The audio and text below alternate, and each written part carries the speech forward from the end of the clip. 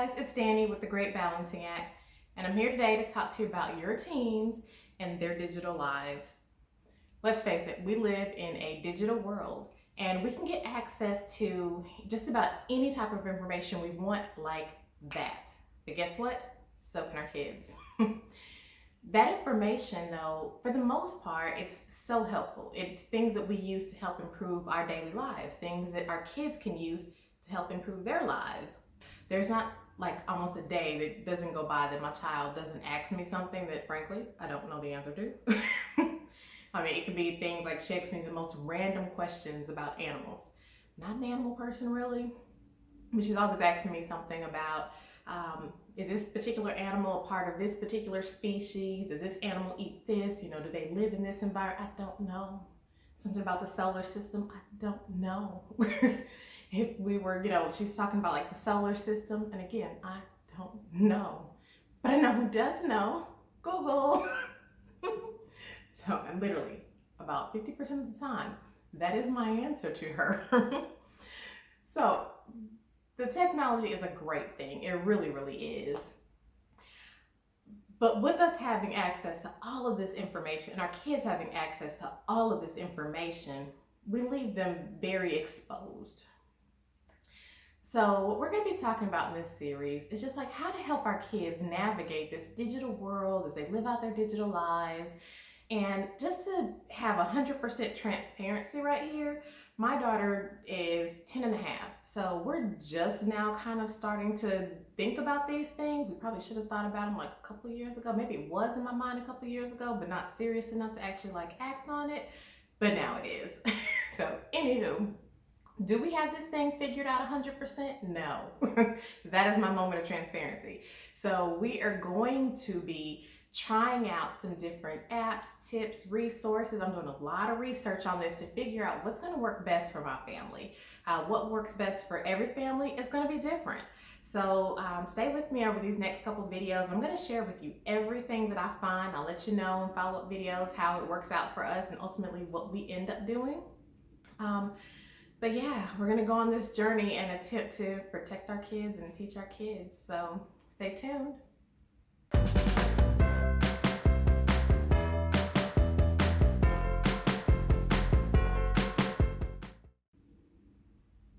Wait, you're looking at what?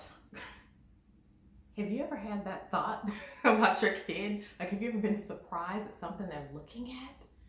Like, another like complete transparent moment here. Like, there has been, I said my daughter's 10. Yes, and actually earlier than now, so even at younger than 10. I've had more than one moment where I was shocked and surprised as a parent to find out something that she had gained access to online and I had no idea. So I'll give you an example.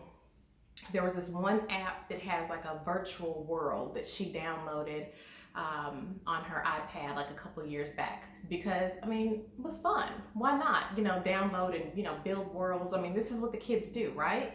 But the piece to that app that made it extremely inappropriate for her was that it allowed you to communicate through chat with real other people. And apparently some of these real other people are like adults. That is a big no-no. But I had no clue at the time, that she had done it until one day I heard her like say out loud, she was reading a comment that she was typing and she was sitting in the living room, so she was out in the open, and I was like, wait, what are you doing? And so I took the iPad and she gave it up freely because in her mind she hadn't done anything wrong. She didn't know there's anything wrong with it. And then I started looking at this app and I started seeing like some of the other comments, like a little like caption bubble, pop up over people's heads as they were walking by as to what they were saying. And none of it was language that we would just automatically all recognize as inappropriate, which is why she probably did it, but a lot of slang talk that she doesn't know yet at her age. So I'm like, wait a second, yeah, no. So let's back this thing up. Cannot be on here. So we had to have our first conversation at that point about online safety. So, yes. And so, since that time, I've been trying to be better about just making sure that I'm conscious of what she is playing. I put some systems in place, but it seems like the older she gets, the more she wants to access, the more different things are coming along. So we need to go back to the drawing board and kind of make sure that we have something in place that's going to capture us like 360 all around, not just a one app or one device type of solution. So how can I monitor what she's watching? That's what I want to tackle. And notice I said monitor, not spy. I have no interest in spying on my child. So when I say monitor, I just want to be able to monitor to make sure that she is where she's supposed to be, and she is not going to even know the places necessarily that she shouldn't be, just like in that particular example. So I need to monitor and help guide her to that. I'm not going to be spying on her. I'm going to be completely honest with her, and that'll be my first tip, to be completely honest. And the younger I think that you started, I'm probably a little bit late, I've already said that, the easier I think it'll be on that end. Because I think when you come in later, then it feels more of a consequence as to why all of a sudden you're trying to start controlling the access. So I would highly suggest, as soon as your kids are having access to online content, that you start to have those conversations with them about how you'll be monitoring them and the importance of what they're viewing and things like that. That way it doesn't feel like you're spying on them when you start to monitor more actively. So the first thing that I kind of put in place was the Microsoft family. That's what I did years ago after that incident.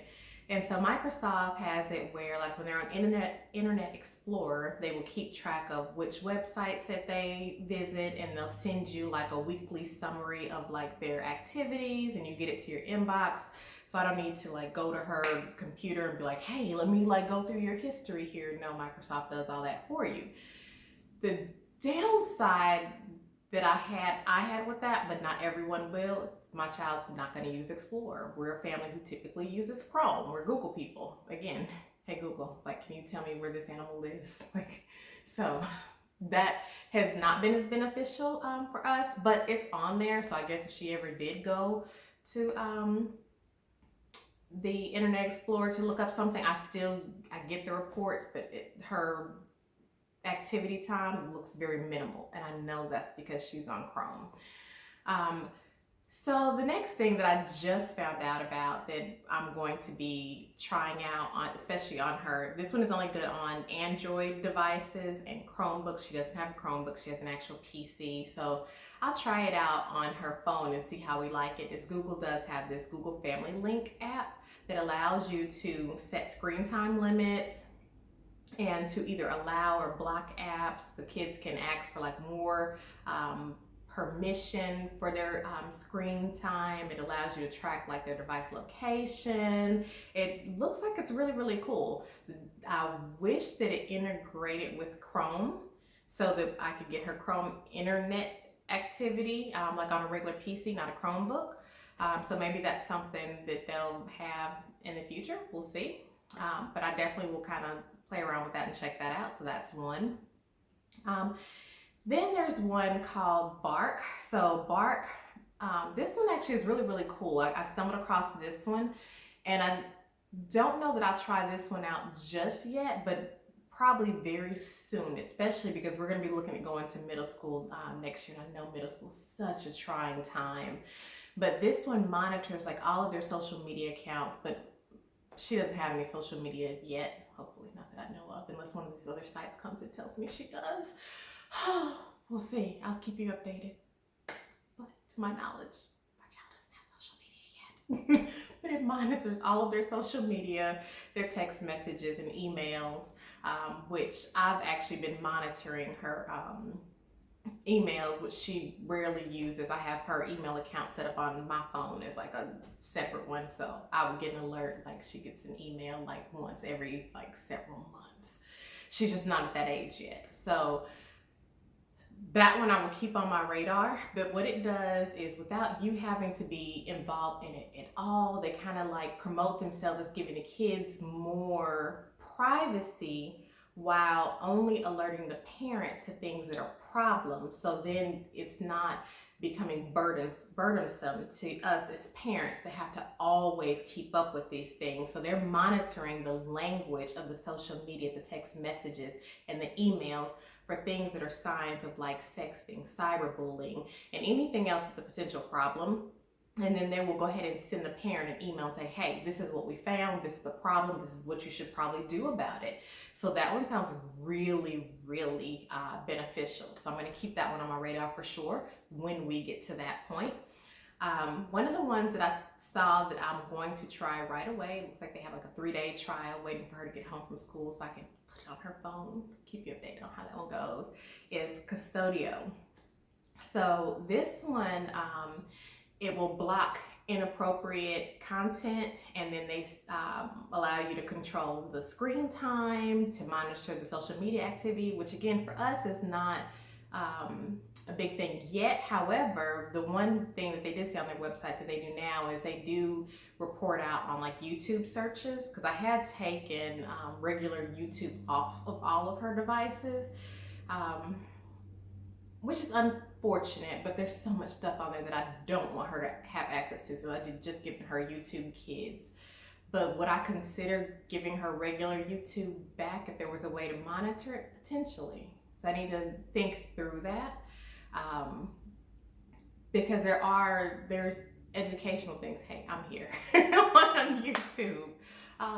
So yeah, I'd have to think through that one. But I do like the fact that they analyze the searches, and they will send you information on the searches, they say, and you get like a detailed report on all of their activities. So again, it's kind of one of those things where you don't have to spend all of your time trying to individually check all of their accounts and everything like that. You just let them do the work, and they send you the summary, and then you can respond to things that need responding to.